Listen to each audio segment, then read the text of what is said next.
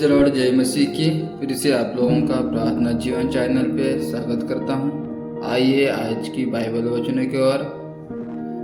पहले यूहन्ना उसका 3 अध्याय 1 से 3 वचन को देखते हैं।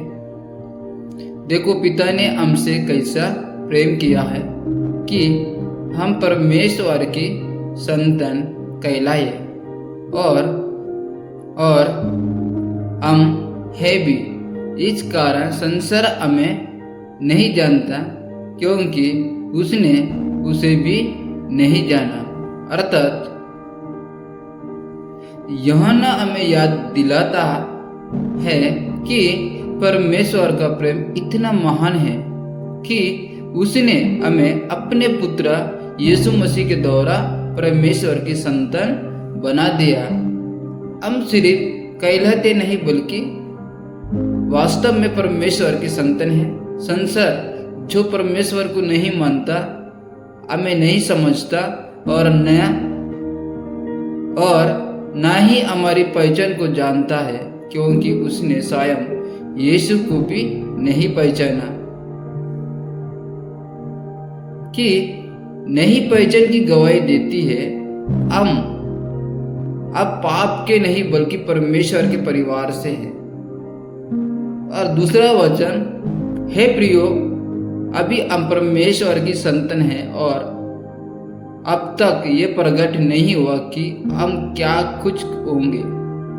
इतना जानते हैं कि जब वो प्रकट होगा तो हम भी उसके समान होंगे, क्योंकि उसको वैसा ही देखेंगे जैसा वो है। अर्थात अभी हम परमेश्वर की संतान है, लेकिन हमारी अंतिम महिमा पूरी तरह प्रकट नहीं हुई। जब यीशु मसीह फिर आएगा, प्रकट होगा, तब हमें एक महिमामय शरीर मिलेगा और हम उसके जैसे होंगे।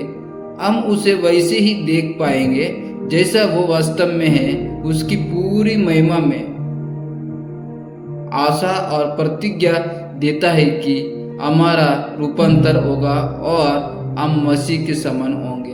और तीसरा वचन, और जो कोई उस पर ये आशा रखते हैं, वो अपने आप को वैसे ही पवित्र करता है जैसा वो पवित्र है। अर्थात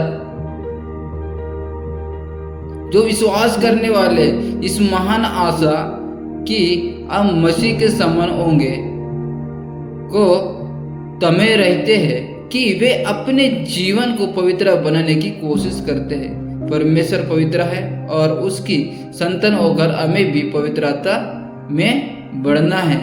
सच्चा विश्वास सिर्फ आशा पर नहीं रुकता, बल्कि जीवन में पवित्रता और पाप से अलगाव लाता है, कि भविष्य की आशा वर्तमान की पवित्रता को जन्म देती है। और पहला यूहन्ना उसकी 2 अध्याय 6 वचन को देखते हैं। कोई ये कहता है कि मैं उसमें बना रहता हूँ, उसे चाहिए कि आप भी वैसे ही चले जैसा वो चलता था। अर्थात जैसा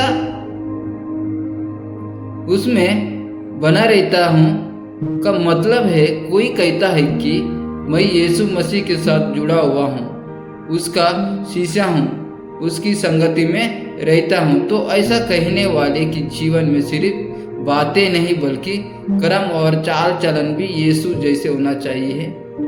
यीशु पृथ्वी पर चलते समय नम्र, आज्ञाकारी, प्रेममय, दयालु और पवित्र था। इसलिए हमें भी उसका अनुसरण करना है। जैसे वो पाप से दूर रहा, वैसे ही हम भी पाप से दूर रहे।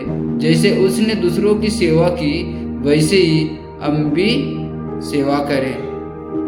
और पहला यूहन्ना 3 अध्याय उसका 24 वचन, और जो उसकी आज्ञाओं को मानता है वो उसमें और वो उनमें बना रहता है। और इसी से अर्थात उस आत्मा से जो उसने हमें दिया है, हम जानते हैं कि वो हम में बना रहता है। अर्थात जो उसकी आज्ञाओं को मानता है परमेश्वर से प्रेम और दूसरों से प्रेम करना उसकी सबसे बड़ी आज्ञा है। जो व्यक्ति उन आज्ञाओं को मानता है वही वास्तव में मसीह में बना रहता है। वो उसमें और वो उनमें बना रहता है। इसका अर्थ है कि आज्ञाकारिता से मसीह और मसीह का आपसी संबंध गहरा और जीवित रहता है।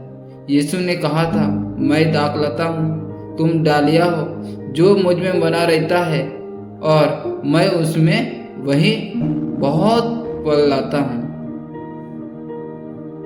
उस आत्मा से जो उसने हमें दिया है, पवित्र आत्मा हमें यह गवाही देता है कि हम सचमुच परमेश्वर की संतान हैं। पवित्र आत्मा हमारे अंदर मसीह की उपस्थिति और सच्चे विश्वास का प्रमाण है। आमीन।